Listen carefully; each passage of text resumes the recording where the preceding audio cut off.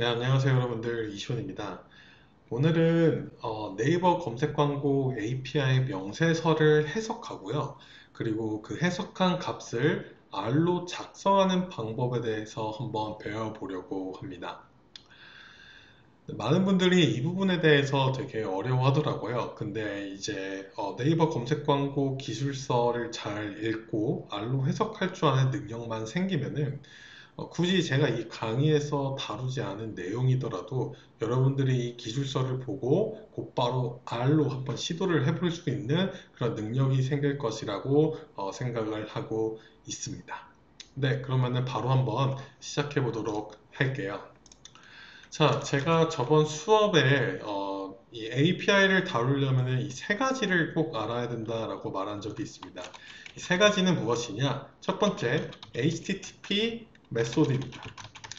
이 HTTP 메소드의 역할이 무엇이냐면은 내가 네이버 검색 광고에 호출을 할 것인데 어떤 방식으로 호출을 할 예정인가를 나타내는 방식이다라고 생각하면 될 것 같아요.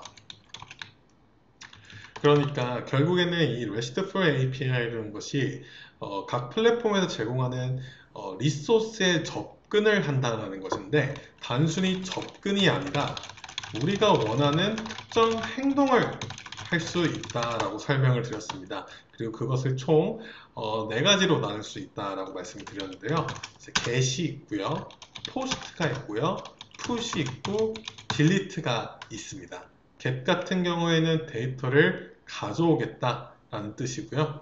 post 같은 경우에는 데이터를 업로드하겠다라는 뜻이고 put 같은 경우에는 기존에 있는 데이터를 업데이트하겠다라는 뜻이며 그리고 delete 같은 경우에는 데이터를 삭제를 한다라고 생각을 하시면 되겠습니다. 그리고 이 네이버 검색 광고 API에는 이 리스트라는 것도 존재를 하는데요. 리스트는 그냥 get이다 라고 생각을 하시면 될 것 같아요. 네, 그래서 API에서 알아야 될 첫 번째가 바로 HTTP 메소드다라는 것을 저희가 알게 되었고요. 두 번째로 알아야 될 게 무엇이냐? 바로 URL 엔드포인트입니다. API가 결국에는 자원에 접근을 하는 것인데 그 자원이 도대체 어디에 있는 것인가에 대한 정답을 알려주는 것이 바로 이 URL 엔드포인트입니다. API를 굳이 그렇게 어렵게 생각하실 필요가 없습니다. 저는 어떤 식으로 해석을 했냐면은 폴더에 접근을 하는 것이다 라고 저는 생각을 하고 있어요. 이 폴더에 접근을 하게 되면요. 예를 들어서 여기 이렇게 폴더가 이렇게 다 존재를 하죠. 그리고 이 각 폴더에는요, 다 이런 식으로 URL 패스가 존재를 한다라는 것을 저희가 알 수가 있습니다. 여기 보시면은 패스가 내 PC에서 문서다라는 것을 보여주고 있죠. 이렇듯이 API도 폴더처럼 패스가 존재합니다. 아시겠죠? 그리고 이것을 저희가 이제 HTTP request라는 걸 통해서 호출을 하잖아요. 이 HTTP라는 것이 결국에는 저희가 인터넷에서 사용하고 있는 이 URL 형태와 아주 유사하다라고 생각을 하시면 될 것 같아요. 그래서 이 패스를 저희가 나타낼 때 이 슬래시로 구분을 한다라고까지만 여러분들이 이해를 해주시면 될 것 같습니다. 네, 세 번째는요, 파라미터입니다. 자, 저희가 지금 자원에 접근을 한다 그랬어요. 그쵸?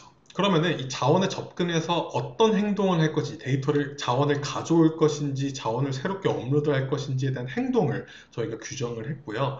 그리고 그 자원이 어디에 있는지에 대한 내용은 이 URL 엔드포인트를 통해서 저희가 알 수가 있습니다. 그러면은 이 파라미터라는 것은 무엇일까요? 자, 여러분들 폴더 안에 들어가면 파일들이 존재합니다. 그쵸? 그러면은 여러분들이 이제 API한테 말을 해줘야 되는 거예요. 나는 이 폴더 안에 들어가서 뭐 A 파일, B 파일 같은 것들을 가져올 것이다 라는 식으로 설정을 해주는 것입니다. 아시겠나요? 그러니까는 어떤 자원들을 가져올 것인데 라는 것을 정의를 하는 곳이 바로 이 파라미터이다 라는 것입니다. 어떤 자원을 가져올 것인지를 정의 짓는 곳 라고 생각을 하시면 될 것 같아요. 자, 그러면 한번 다시 정리를 해볼게요. API는 자원을 가져오는, 자원에 접근을 하는 것. 아시겠죠? 그리고 이 접근을 해서 우리가 하게 될 행동이 바로 HTTP 메소드이다 라는 거고, 그 중에서 데이터를 가져오거나 삭제하거나 업로드하거나 뭐 업데이트하는 등등의 방법이 존재한다 라고 했고요. 그리고 어디에 접근을 해야 하는지는 바로 URL 엔드포인트이다 라고 말씀을 드렸습니다. 그리고 마지막으로 어디에 접근을 했으면은 어떤 파일들, 즉 어떤 데이터들을 가져올 것인지를 결정짓는 것이 바로 파라미터이다 라고 생각을 하시면 될 것 같습니다. 사실 API의 확장성이 워낙에 좋다 보니까 제가 설명드린 이외의 행동들도 충분히 가능합니다만 저희는 일단 디지털 마케터이잖아요. 그렇기 때문에 그렇게 자세한 것까지는 제가 생각했을 때는 알 필요 없다라고 생각을 하고 있습니다. 그래서 이 정도만 이해를 해주시면 될 것 같아요. 자, 그러면은 저희가 한번 예시를 한번 들어보도록 할게요. 이 실제로 네이버 검색 광고 API 명세서를 보면서 제가 말씀드렸던 이 세 가지들이 어떤 식으로 표현이 되는지를 한번 보도록 하겠습니다. 자, 이 오른쪽 화면에 보이는 것이 바로 네이버 검색 광고 API 기술 명세서인데요. 여기에 보면요, HTTP 리퀘스트라고 다 적혀 있습니다. 아시겠죠? 제가 봤을 때는 이 부분만 잘 보면은 거의 한 80%, 90%는 커버가 된다라고 생각을 해요.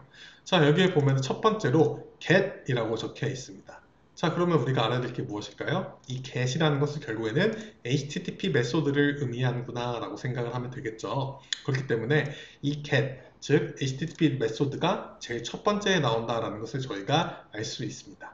자, 두 번째 보면은요, /ncc /keywords /라는 식으로 데이터가 표현이 되고 있습니다. 자, 제가 아까 뭐라 그랬죠? 자, 이 URL 엔드포인트 같은 경우에는 저희가 일반적으로 인터넷에서 사용하는 URL 패스하고 동일하다고 했죠. 그리고 이 URL 패스는 슬래시로 표현을 한다라고 했습니다. 자, 그럼 우리가 알아야 될 게 무엇일까요?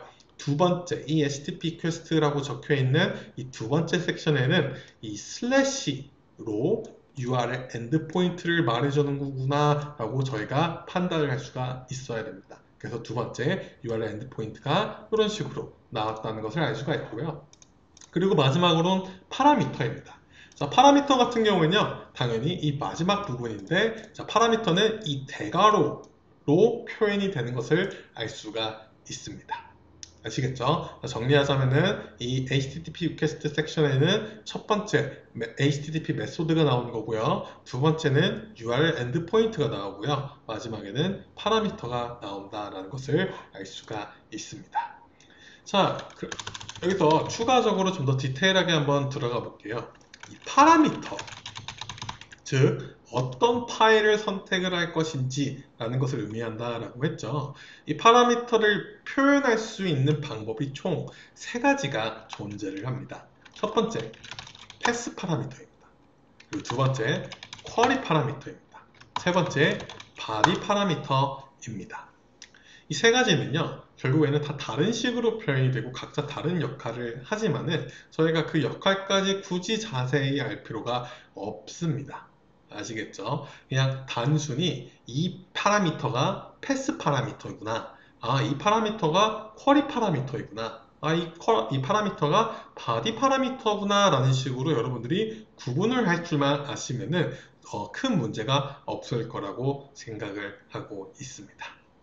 자, 그러면 첫 번째, 이 패스 파라미터는 네이버 검색 광고에서 어떻게 표현되는지 한번 알아보도록 할게요. 사실 지금 보고 계시는 이 화면의 예시가 바로 이 패스 파라미터를 의미를 하는 것인데요. 사실 파라미터 해가지고 여기에 이 약간 그레이보다 좀 진한 색으로 패스 파라미터로 다 적혀 있습니다. 네. 패스 파라미터는요, 제가 아까 뭐라 그랬죠? URL 패스는 슬래시로 표현한다 라고 말씀을 드렸었습니다. 패스 파라미터도 동일합니다. 슬래시로 표현이 돼요. 아시겠죠? 그래서 이 예시 같은 경우에는 패스 파라미터이기 때문에 슬래시 NCC 키워드 ID가 나오는 것이 정답입니다. 그래서 이렇게 슬래시를 해주고 여기에 NCC 키워드 ID가 나오는 것이 맞다라는 겁니다. 쿼리 파라미터 같은 경우에는요. 자, 여기를 보시면 되는데 이 쿼리 파라미터 같은 경우에는 똑같이 대괄호로 파라미터가 표현이 되긴 하지만은 이 앞에 물음표가 붙습니다. 자, 그리고 여기 보시면은 슬래시가 없어진 것을 볼 수가 있죠. 자, 이것이 왜 그러냐면은, 자, 여러분들 URL, 특히 여러분, 우리는 이제 디지털 마케터니까, UTM 파라미터가 무엇인지에 대해서 여러분들이 아마 알고 있을 겁니다. UTM 파라미터를 표현할 때 보통 어떤 식으로 하죠? 자, www.plus0.co.kr 이라는 도메인이 있다라고 해볼게요. 그런 다음에 패스 해가지고 여기 resource 라는 이런 패스에 있다라고 할게요. 자, 여러분들이 여기에다가 UTM 파라미터를 단다라고 했을 때 이 파라미터를 첫 번째로 표현할 때는 이 물음표로 표현을 합니다. 그렇죠? 그래서 UTM source는 PG라고 할게요. 이런 식으로 표현해요. 그 다음 파라미터는 어떻게 표현하죠? 앰퍼센트로 표현을 합니다. UTM medium은 PG2 이런 식으로 할게요.